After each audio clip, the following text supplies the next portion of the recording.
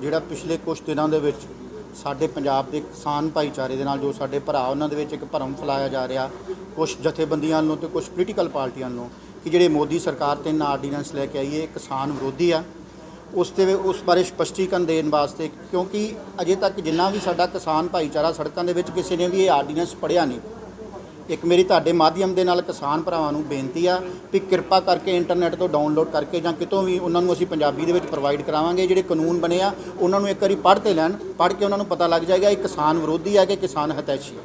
ਇਸ ਦਾ ਜਵਾਬ ਤੇ ਉਹ ਦੇ ਸਕਦੇ ਆ ਜੀ, ਪਰ ਅਸੀਂ ਉਹਨਾਂ ਨੇ ਹੀ ਪੰਜਾਬ ਦੇ ਵਿੱਚ ਜਿਹੜਾ ਸਭ ਤੋਂ ਪਹਿਲਾਂ 2 ਮਹੀਨੇ ਤੋਂ ਸਰਦਾਰ ਪ੍ਰਕਾਸ਼ ਸਿੰਘ ਬਾਦਲ ਆ ਉਹਨਾਂ ਨੇ ਵੀ ਬਾਈਟ ਦੇ ਕੇ ਇਸ ਬਿੱਲ ਦੇ ਵਿੱਚ ਜਿੰਨੀਆਂ ਇਹਦੀਆਂ ਖੂਬੀਆਂ ਸੀ ਉਹ ਗਿਣਾਈਆਂ।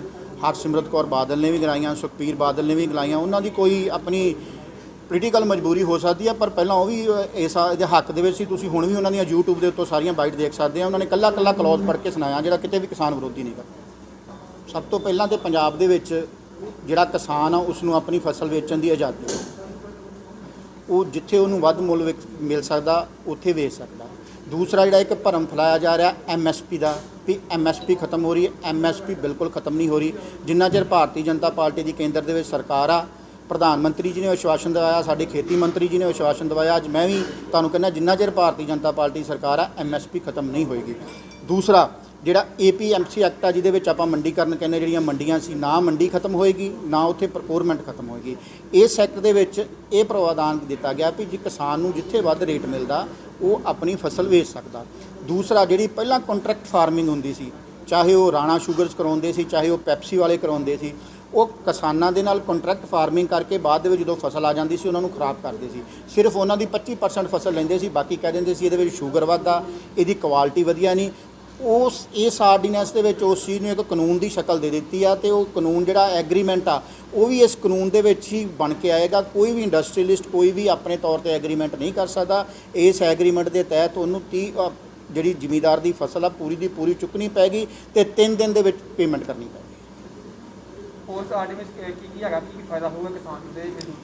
ਇੱਕ ਇਹਦੇ ਵਿੱਚ ਜਿਹੜਾ ਭਰਮ ਫੈਲਾਇਆ ਜਾ ਰਿਹਾ ਕੁਝ ਜਥੇਬੰਦੀਆਂ ਵੱਲੋਂ ਕਿ ਸਾਡੇ ਕੋਲ ਕੋਰਟ ਜਾਣ ਦਾ ਹੱਕ ਖੋਲਿਆ, ਇਹਦੇ ਵਿੱਚ ਕੋਰਟ ਜਾਣ ਦਾ ਕੋਈ ਹੱਕ ਨਹੀਂ ਖੋਇਆ ਗਿਆ। ਉਹਦੇ ਵਿੱਚ ਕਾਨੂੰਨ ਦੇ ਵਿੱਚ ਇੱਕ ਕਲੌਜ਼ ਆ ਗਈ ਆ ਜਿਹਦੇ ਵਿੱਚ DC ਤੇ STM ਨੇ ਇੱਕ ਕਾਨੂੰਨ ਬਣ ਕੇ ਆ ਜਾਣਾ ਜਿਹਦੇ ਵਿੱਚ ਕੋਈ ਵੀ ਜ਼ਿਮੀਂਦਾਰ ਨੂੰ ਪ੍ਰੋਬਲਮ ਹੁੰਦੀ ਆ ਉਹਨੂੰ ਟਾਈਮ ਬਾਉਂਡ ਕਰ ਦਿੱਤਾ ਵੀ 30 ਦਿਨਾਂ ਦੇ ਵਿੱਚ ਉਹਦਾ ਫੈਸਲਾ ਕਰਨਾ ਹੀ ਕਰਨਾ। ਕਿਉਂਕਿ ਜਿਹੜੀ ਕੋਰਟ ਆ, ਕੋਰਟ ਨੂੰ ਕਦੀ ਵੀ ਟਾਈਮ ਬਾਉਂਡ ਨਹੀਂ ਕਰ ਸਕਦੀ ਕੋਈ ਵੀ ਸਰਕਾਰ। ਕੋਰਟਾਂ ਦੇ ਵਿੱਚ ਕੇਸ ਦੀਵਾਨੀ ਦਾਅਵੇ ਤੁਹਾਨੂੰ ਪਤਾ ਲੰਬੇ ਚੱਲਦੇ ਆ, ਕਈ ਵਾਰੀ ਪੋਤੇ ਤੋਂ ਸ਼ੁਰੂ ਹੁੰਦੇ ਦਾਦੇ ਤੱਕ ਦੀਵਾਨੀ ਦਾਅਵੇ ਚੱਲਦੇ ਰਹਿੰਦੇ, ਉਹਦਾ ਕੋਈ ਉਹ ਨਹੀਂ ਹੁੰਦਾ, ਫੈਸਲਾ ਨਹੀਂ ਹੁੰਦਾ। ਇਸ ਕਰਕੇ ਜ਼ਿਮੀਂਦਾਰ ਭਰਾ ਨੂੰ ਬਿਲਕੁਲ ਨਹੀਂ ਡਰਨਾ ਚਾਹੀਦਾ। ਹੁਣ ਵੀ ਜਦੋਂ ਸਾਡੀ ਕੋਈ ਖੰਡ ਮਿਲ ਜਾਂ ਦੂਸਰੀ ਸਾਨੂੰ ਕੋਈ ਪੈਸਾ ਨਹੀਂ ਦਿੰਦੀ, ਅਸੀਂ DC ਦਫ਼ਤਰ ਅੱਗੇ ਹੀ ਧਰਨਾ ਦਿੰਦੇ ਵੀ ਸਾਡਾ ਪੈਸਾ ਨਹੀਂ ਮਿਲ ਰਿਹਾ, ਪਰ ਉਦੋਂ DC ਕੋਲ ਕੋਈ ਇਹੋ ਜਿਹਾ ਕਾਨੂੰਨ ਨਹੀਂ ਸੀਗਾ ਜਿਹਦੇ ਵਿੱਚ ਜਿਹੜੇ ਇੰਡਸਟਰੀਲਿਸਟ ਆ ਉਹਨਾਂ ਦੇ ਕੋਲ ਉਹ ਪੈਸਾ ਦਬਾ ਸਕੇ ਜਾਂ ਦਬਾਅ ਪਾ ਸਕੇ।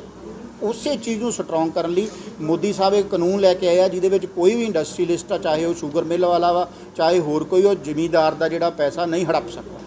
ਜਿਹੜੀ APMC ਐਕਟ ਵਾ ਜਿਹੜੀ ਮੰਡੀ ਬੋਰਡ ਆ ਮੰਡੀ ਭੰਗ ਨਹੀਂ ਕਰਨਾ, ਉਹਦੇ ਵਿੱਚ ਜਿਹੜੀ ਪ੍ਰੋਕੋਰਮੈਂਟ ਆ ਉਹ ਬਿਲਕੁਲ ਹੀ ਅੱਗੇ ਵੀ ਜਿਹੜੀ FCI ਸੀਗੀ ਉਹ ਜਿੰਨੇ % ਕਰਦੀ ਸੀ ਉਸ ਤੋਂ ਬਾਅਦ ਜਿਹੜੀਆਂ ਪੰਜਾਬ ਦੀਆਂ ਏਜੰਸੀਆਂ ਸੀ ਉਹ ਖਰੀਦ ਕਰਦੀਆਂ ਸੀ। ਪੰਜਾਬ ਦੀਆਂ ਏਜੰਸੀਆਂ ਵੀ ਖਰੀਦ ਕਰਕੇ ਬਾਅਦ ਦੇ ਵਿੱਚ ਜਿਹੜਾ ਵੀ ਆਪਣੀ ਕਣਕ ਆ ਜਾਂ ਝੋਨਾ FCI ਨੂੰ ਵੇਚਦੇ ਆ। ਪੰਜਾਬ ਦੀਆਂ ਏਜੰਸੀਆਂ ਮੁੜ ਕੇ FCI ਦੇ ਹੀ ਖਾਤੇ ਦੇ ਵਿੱਚ ਲੱਗਦੇ। ਇਸ ਕਰਕੇ ਇਸ ਚੀਜ਼ ਦੀ ਕੋਈ ਡਾਊਟ ਨਹੀਂ ਗਾ। ਹਾਂ, ਇਸ ਚੀਜ਼ ਦੇ ਵਿੱਚ ਇੱਕ ਜਿਹੜਾ ਸਾਨੂੰ ਖਦਸ਼ਾ ਜ਼ਰੂਰ ਆ ਕਿਸਾਨਾਂ ਨੂੰ ਵੀ ਕਾਂਗਰਸ ਆਪਣੀ ਰਾਜਨੀਤੀ ਚਮਕਾਉਣ ਲਈ ਆਪ ਜਾਣ ਬੁੱਝ ਕੇ ਕਿਸਾਨਾਂ ਨੂੰ ਤੰਗ ਕਰ ਸਕਦੀ ਹੈ। ਕਿਉਂਕਿ ਜਿਹੜੀਆਂ ਮੰਡੀਆਂ ਹੁੰਦੀਆਂ ਉਹਦੀ ਰੇਸ਼ੋ ਹੁੰਦੀ ਆ ਵੀ 3 ਮੰਡੀਆਂ FCI ਕੋਲ ਆ, 2 ਮੰਡੀ, ਇੱਕ ਪਨਸਪ ਕੋ, ਇੱਕ ਵੇਅਰ ਹਾਊਸ ਕੋ, ਇੱਕ ਫੂਡ ਸਪਲਾਈ ਕੋਲ ਆ। ਇਹ ਸਾਰੀਆਂ ਪੰਜਾਬ ਦੀਆਂ ਏਜੰਸੀਆਂ ਕਾਂਗਰਸ ਸਰਕਾਰ ਆਪ ਜਾਣ ਬੁੱਝ ਕੇ ਜ਼ਿਮੀਂਦਾਰਾਂ ਨੂੰ ਤੰਗ ਕਰ ਸਕਦੀ। ਮੈਂ ਜ਼ਿਮੀਂਦਾਰ ਭਰਾਵਾਂ ਨੂੰ ਤੁਹਾਡੇ ਮਾਧਿਅਮ ਦੇ ਰਾਹੀਂ ਦੱਸਣਾ ਚਾਹੁੰਦਾ ਵਾਂ ਵੀ ਜਿਹੜੀ ਖਰੀਦ ਆ FCI ਦੀ ਉਹ ਉਸੇ ਤਰ੍ਹਾਂ ਹੀ ਹੋਏਗੀ ਤੇ ਜਿਹੜੀਆਂ ਦੂਸਰੀਆਂ ਏਜੰਸੀਆਂ ਉਹ ਵੀ ਉਸੇ ਤਰ੍ਹਾਂ ਹੀ ਸਰਕਾਰ ਕਰਨਗੀਆਂ। ਸੈਂਟਰ ਸਰਕਾਰ ਵੱਲੋਂ ਇਸ ਕਾਨੂੰਨ ਦੇ ਵਿੱਚ ਉਹਨੂੰ ਕਿਤੇ ਵੀ ਬੰਦ ਨਹੀਂ ਕੀਤਾ।